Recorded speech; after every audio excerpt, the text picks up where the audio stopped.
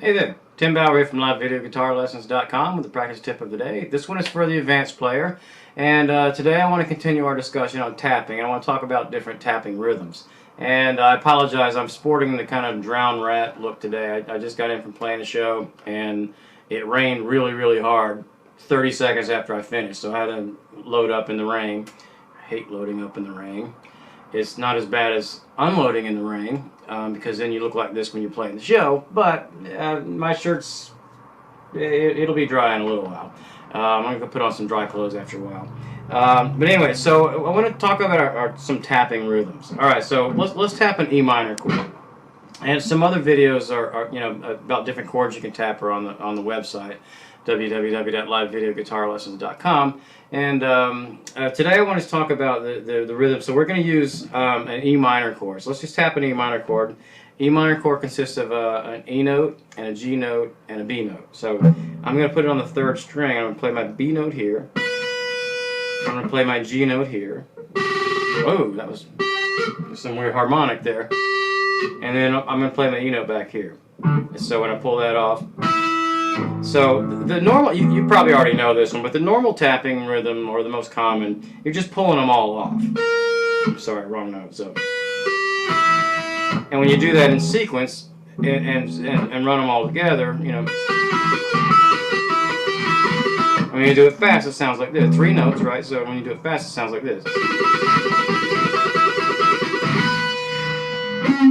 Alright, so we can change that pattern to a 4-note pattern by doing this. So we're going to do my B note, pull off down. This might be a little loud. Let me fix that. Okay. I'm going to pull my B note off to my E note down here. That's too quiet. I've been listening to a loud monitor all night, so my ears are probably deceiving me. So, alright, so promise I'm going to stop messing around with the amp. That's the last time. Alright, so B note, and then my E note's here. And then I'm going to hammer on to my G note, and then back to my E note. And that gives you 4 notes. B, E, G, E. I shouldn't say it that way. There are 2 E notes in there, but it's 4 in the pattern. So that's, when you do it slow, it's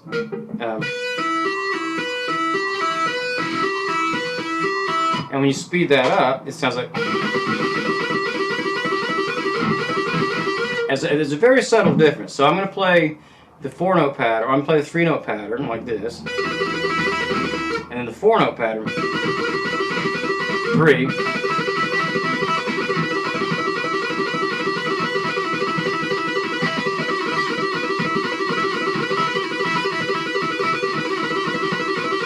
I don't know if you could hear that. I was playing one measure of one and then one measure of the next. It's a very subtle difference, but it's a cool difference. And you can also, this is not one I use a lot, but we might as well discuss it while we're here. And by the way, think of your own patterns. I mean, there are lots of different ways you can do that. So anyway, I could do a 4-note pattern. I like the 4-note pattern that I just did, but we could do a 4-note pattern this way. So there's B, pull off down to G, pull off down to E, hammer on back to G. So,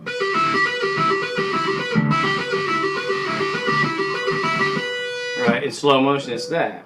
And now not only am I sporting the drowned rat look from being rained on, now I'm still sweating from unloading the van earlier.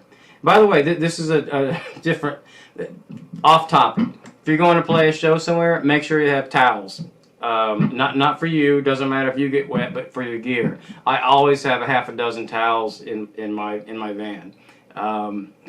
When you're having to your guitar cases and your keyboard cases, they tend to overlap, so you're not going to get any water in there. But you have open amplifiers sometimes, and your rack boxes are not, at least my cheap ones, or I have wooden ones, so they just sit together like that. I don't like the plastic ones where they overlap, which would be nice in the rain, but I didn't have that tonight. I like the solid wooden ones.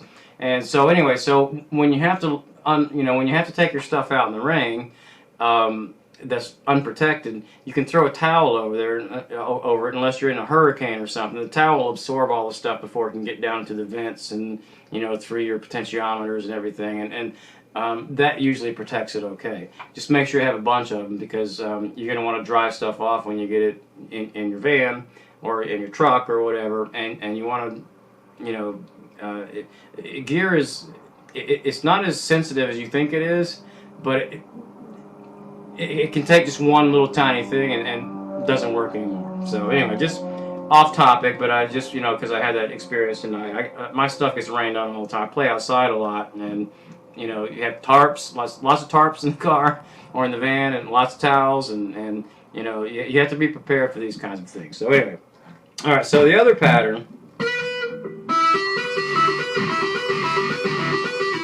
I don't play this one very often, so I'm not sure I'm going to be able to speed it up to full tempo, but I'm going to try. So we have verses, three note. I messed that up the second time.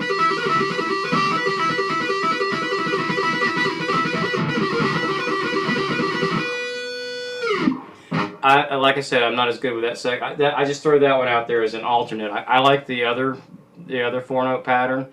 I don't do as much tapping as a lot of people do, so I stick with my 2 main patterns, and those are the ones that I use. So anyway, so I just wanted to kind of you know, put that out there for you know, a little bit of you know, for you to think about a little bit. That you don't always have to do it the same way. And so anyway, thanks for tuning in for this practice tip. Hopefully it helps. Tune in again tomorrow for another one, and I will see you next time. Thanks. Bye.